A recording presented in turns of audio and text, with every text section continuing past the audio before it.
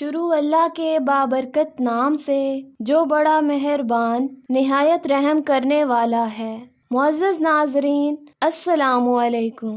ناظرین، مکہ کے غریب الوطن جنہیں اسلامی اصطلاح میں مہاجرین کہا جاتا ہے، بالکل بے سر و سامان مدینہ میں آئے تھے۔ اگرچہ ان میں بہتیرے صاحب حیثیت بھی تھے، لیکن ایسی حالت میں وطن چھوڑا تھا کہ کوئی شے مکہ سے لا نہ سکے تھے۔ اس لیے آن حضرت صلی اللہ علیہ وآلہ وسلم نے ان کا سہارا قائم کرنے اور ان کی اجنبیت دور کرنے کے لیے ان میں اور انصار میں رشتہ اخوت قائم کر دیا، یعنی ایک ایک مہاجر کو ایک ایک انصاری کا بھائی بنا دیا۔ یہ اخوت حقیقی اخوت سے بڑھ گئی۔ اس موقع پر انصار نے جس فیاضی اور جس ایثار و قربانی کا ثبوت دیا،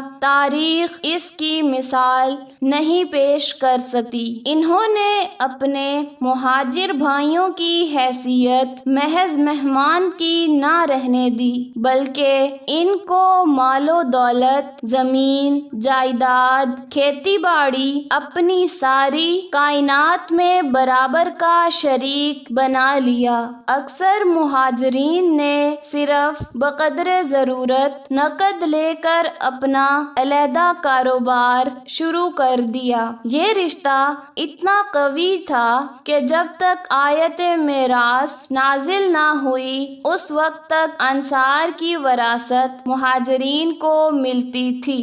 جب مہاجرین کی حالت سنبھلتی گئی، مہاجرین انصار کی امانت انہیں واپس کرتے گئے۔ یہود اپنے ثروت کی وجہ سے مدینہ میں بڑے صاحب اقتدار تھے اور مدتوں سے انصار کو دباتے چلے آ رہے تھے۔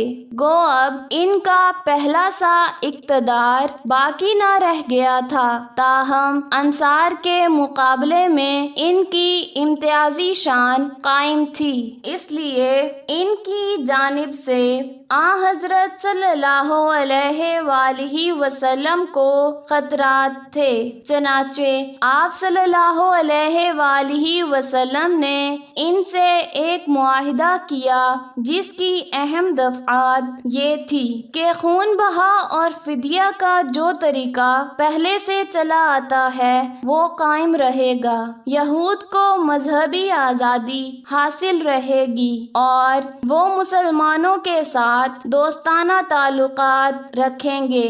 فریقین میں سے جب کسی کو تیسرے فریق سے جنگ پیش آئے تو باہم ایک دوسرے کے معاون و مددگار رہیں گے۔ کوئی تیسرے فریق کو امان نہ دے گا۔ جب کوئی بیرونی طاقت مدینہ پر حملہ کرے گی تو دونوں مل کر مدافعت کریں گے۔ فریقین میں سے جب کوئی کسی تیسری طاقت سے صلح کرے گا تو دوسرے کو بھی صلح کرنی ہوگی، البتہ مذہبی لڑائیاں اس سے مستثنیٰ رہیں گی۔ جب مسلمان مکہ سے چلے آئے تو قریش نے مسلمانوں کی جائیداد، گھر بار وغیرہ ہر چیز پر قبضہ کر لیا، اور جو بے کس اور کمزور مسلمان عورتیں اور بچے مکہ سے ہجرت نہیں کر سکتے تھے، ان کو اپنی حراست میں لے لیا اور ان کو خانہ کعبہ میں جانے اور حج کرنے سے روک دیا۔ ادھر مدینہ کے یہودیوں سے ساز باز بھی شروع کر دی۔ عبداللہ بن ابی منافق جو ہجرت سے پہلے رئیس الانصار تھا اور انصار نے اس کی تاج پوشی کی رسم ادا کرنے کے لیے تاج تیار کر لیا تھا۔ اس کے علاوہ قریش، جنہیں سارے عرب میں مذہبی سیادت حاصل تھی، تمام قبائل عرب کو جن جن میں اہل مدینہ بھی شامل تھے، مسلمانوں کے خلاف بھڑکا رہے تھے۔ چنانچہ انہوں نے عبداللہ بن ابی منافق کو لکھا کہ تم نے ہمارے آدمی کو اپنے یہاں پناہ دی ہے، ہم خدا کی قسم کھا کر کہتے ہیں یا تو تم لوگ اسے قتل کر دو یا اسے یہاں سے نکال دو، ورنہ ہم مدینہ پر حملہ کر دیں گے اور تم کو فنا کر دیں گے۔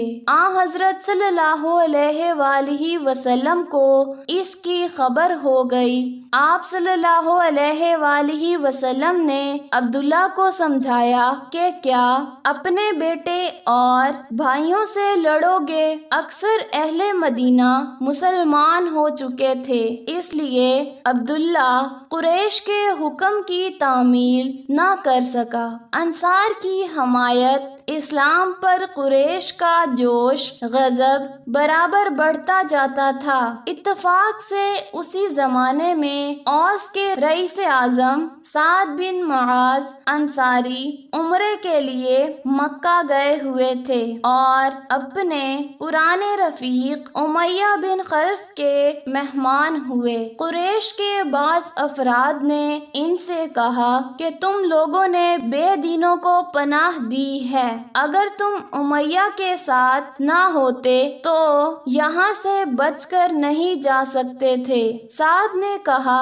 اگر تم نے مجھ کو حج سے روکا تو ہم تمہارا مدینے کا راستہ بند کر دیں گے۔ قریش نے نہ صرف مدینے پر حملے کی دھمکی دی بلکہ حملے کی تیاریاں شروع کر دیں، اور یہ خطرہ اس قدر بڑھ گیا کہ صحابہ کرام راتوں کو ہتھیار لگا کر سوتے تھے کہ خدا جانے کس وقت حملہ ہو جائے۔ راتوں کو پہرے دیتے اور معمولی سا کھٹکا بھی ہوتا تو دیکھ بھال کے لیے نکل پڑتے۔ ظاہر ہے مظلومی میں صبر کا دور گزر چکا تھا اور اب مقابلے میں عزم کی منزل پیش آ گئی تھی، نیز دفاع کی اجازت بھی مل گئی۔ جو لوگ ایمان لائے یقیناً اللہ ظالموں کے ظلم و تشدد سے ان کی مدافعت کرتا ہے۔ اس میں کوئی شبہ نہیں کہ اللہ امانت میں خیانت کرنے والوں کو کہ کفران نعمت کر رہے ہیں کبھی پسند نہیں کرتا۔ جب مومنوں کے خلاف ظالموں نے جنگ چھیڑ رکھی ہے، اب انہیں بھی جواب میں جنگ کی رخصت دی جاتی ہے، کیونکہ ان پر سراسر ظلم ہو رہا ہے اور اللہ ان کی مدد کرنے پر ضرور قادر ہے۔ یہ وہ مظلوم ہیں جو بغیر کسی حق کے گھروں سے نکال دیے گئے، ان کا کوئی جرم نہ تھا مگر صرف یہ کہ وہ کہتے ہیں ہمارا پروردگار اللہ ہے، اور دیکھو اگر اللہ بعض آدمیوں کی مدافعت نہ کراتا رہتا اور ایک گروہ کو دوسرے گروہ پر ظلم و تشدد کے لیے بے روک چھوڑ دیتا تو کسی قوم کی عبادت گاہ زمین پر محفوظ نہ رہتی۔ خانقاہیں، گرجے، عبادت گاہیں، مسجدیں جن میں کثرت سے اللہ کا ذکر کیا جاتا ہے، سب کبھی کے ڈھائے جا چکے ہوتے۔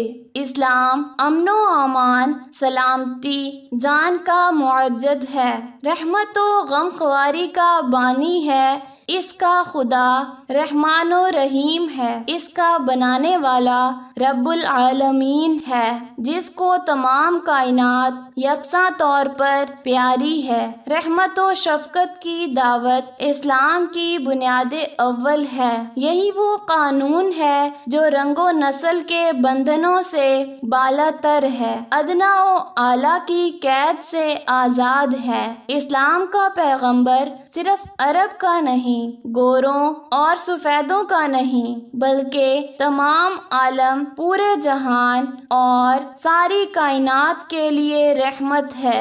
وہ صرف رحمت ہی نہیں بلکہ رؤوف و رحیم بھی ہے۔ وہ الفت جو شفیق باپ اپنی اولاد سے کر سکتا ہے، اسلام کا پیغمبر اللہ کی ساری مخلوق کے ساتھ اسی شفقت و محبت کا مظہر کامل ہے۔ اسلام ہی وہ دین ہے جس نے انسانی احترام اور انسانی اعزاز و اکرام کے لیے اس ساری دنیا میں سب سے پہلے آواز بلند کی اور انسان کے سامنے روحانیوں کو سجدہ ریز کرایا۔ اسلام ہی وہ قانون ہے کہ جس کی سچی تعلیم میں انسان کا خون ایک بہت قیمتی چیز ہے۔ اسلام کا اعلان ہے کہ ایک جان کو قتل کرنے والا تمام جہان کے انسانوں کا قاتل ہے اور ایک نفس کو بچانے والا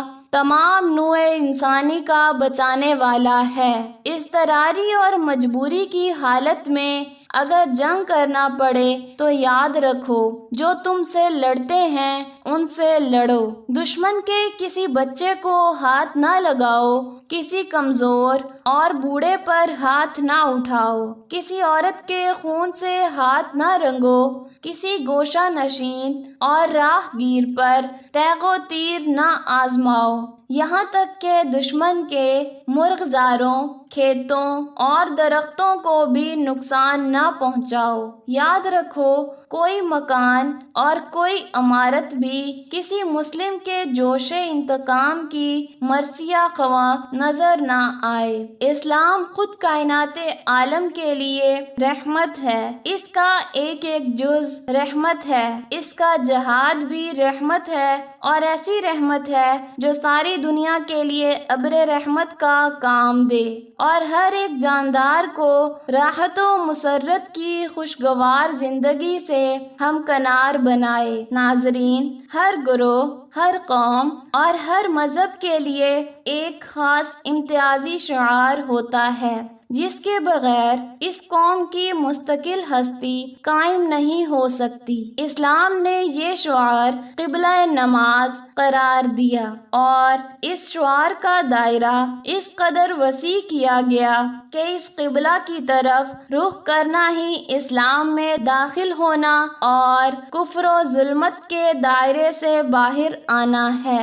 رسول صلی اللہ علیہ وآلہ وسلم کے مدینہ منورہ تشریف لانے پر نماز میں قبلہ بیت المقدس کر دیا گیا تھا، اس لیے تمام مسلمان اسی جانب منہ کر کے نماز پڑھتے اور اسی رخ پر مساجد تعمیر کرتے تھے، مگر حضرت محمد صلی اللہ علیہ وآلہ وسلم کی دلی خواہش یہی تھی کہ آپ صلی اللہ علیہ وآلہ وسلم کا قبلہ وہی ملت ابراہیمی کا قبلہ یعنی بیت اللہ قرار پائے، اور اسی انتظار میں بار بار آسمان کی جانب دیکھتے تھے کہ کب تحویل قبلہ کا حکم نازل ہو۔ چنانچہ نصف شعبان میں قبلہ بدل دیا گیا اور آپ صلی اللہ علیہ وآلہ وسلم کعبہ کی طرف منہ کر کے نماز پڑھنے لگے۔ قبلہ کی تبدیلی بھی دراصل مسلمانوں کے لیے بڑی آزمائش تھی کہ کون تابعداری پر قائم رہتا ہے اور کون دین سے پھر جاتا ہے۔ تحویل قبلہ کے متعلق قرآن عزیز میں یہ آیت نازل ہوئی، پس اپنا منہ مسجد حرام کی طرف پھیر لیجئے اور تم لوگ جہاں کہیں موجود ہو اپنا منہ اسی کی طرف پھیر لو۔ جب یہ حکم نازل ہوا تو آپ صلی اللہ علیہ علیہ وآلہ وسلم مسجد بنی سلمہ میں ظہر کی نماز پڑھا رہے تھے۔ رخ مبارک بیت المقدس کی طرف تھا اور 2 رکعت پڑھ چکے تھے کہ حضرت جبرائیل علیہ السلام نے آ کر اشارہ کیا کہ بیت اللہ کی طرف منہ کر کے نماز پڑھیں۔ چنانچہ آپ صلی اللہ علیہ وآلہ وسلم نے اور آپ صلی اللہ علیہ وآلہ وسلم کی پیروی میں سب مقتدیوں نے اسی وقت منہ بیت اللہ کی طرف پھیر لیا اور باقی نماز بیت اللہ کے رخ پر مکمل کی۔ اس مسجد کو اسی وجہ سے 2 قبلتین یعنی 2 قبلوں والی مسجد کہتے ہیں۔ ناظرین، ویڈیو اچھی لگی تو اسے لائک کریں، شیئر کریں، ہمارے چینل اسلام پیارا اسلام کو سبسکرائب کریں۔ شکریہ۔